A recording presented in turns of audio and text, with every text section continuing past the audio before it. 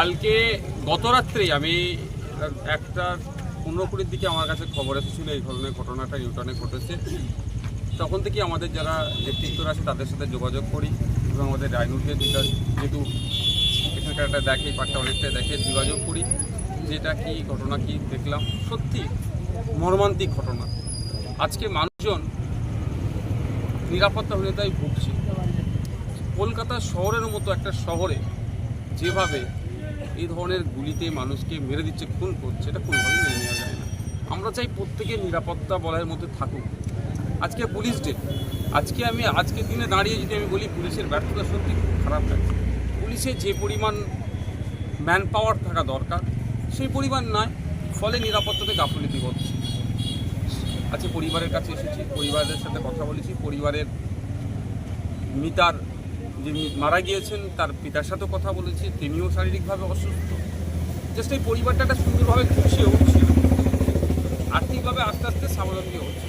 ব্যবসায়িক কারণে যতটুকু শুনতে পেলাম খুন হতে হলো, এটা কোনোভাবেই মেনে নেওয়া যায় না। আমরা তো আর মৃতকে ফিরে দিতে পারবো না। আমাদের সর্বোচ্চ দিয়ে আমরা চাইব যে বা যারা এর সাথে যুক্ত, এই কনস্পিরেন্সির সাথে যুক্ত, এই হত্যাকাণ্ডের সাথে যুক্ত, প্রত্যেককে শাস্তি পাক। এবং আশা করব প্রশাসনের কাছে কোনো রকমভাবে ম্যানিপুলেট না করে যারা এর সাথে ইনভলভ, একে খুন করেছে তাদেরকে চিহ্নিত করে সর্বোচ্চ শাস্তির ব্যবস্থা করুন। এটাও বলে গিয়েছি আজকে। আমি একজন জনপ্রতিনিধি হিসাবে তাদেরকে আশ্বস্ত করেছি আমার একটা নৈতিক কর্তব্য দায়িত্ব আছে।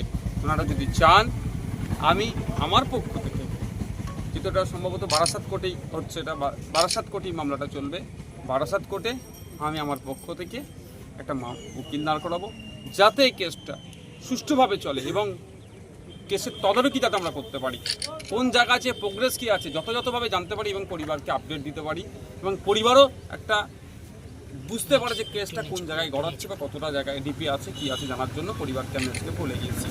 পরিবারের যে মারা গিয়েছে তার বর্দা অলরেডি এখন পোস্টমর্টমের জন্য ওখানে আছেন ফিল্ডে, আমাকে জানাবেন বলেছেন, আমি এটা নিতে প্রস্তুত আছি।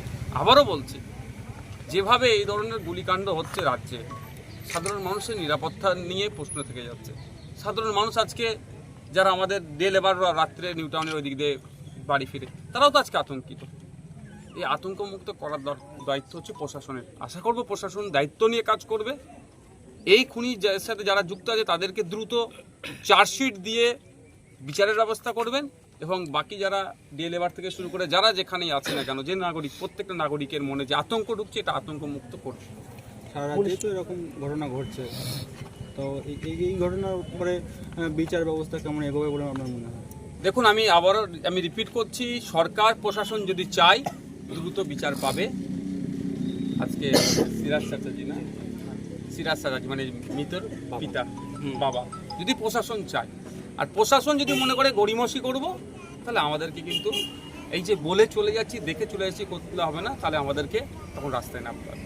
যেহেতু আমি প্রশাসনকে এক্ষেত্রে আমি ধন্যবাদ জানাবো, স্বল্প টাইমের মধ্যে 3 জন সাসপেক্টকে তিনারা চিহ্নিত করেছেন, ধরেছেন, এগুলো যতটুকু খবর পাচ্ছি।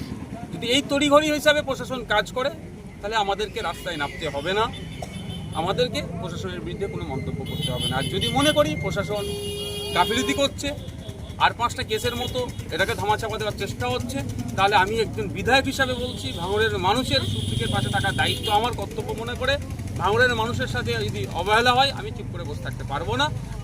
আমি আমার আইনি লড়াইয়ে যাব, আলাদাভাবে পুলিশি অ্যাকশন নিয়ে আইনি লড়াইয়ে যাব এবং সাথে সাথে আমি আপনার ভাঙড়ের মবকে নিয়ে রাস্তায় নামতে বাধ্য হব।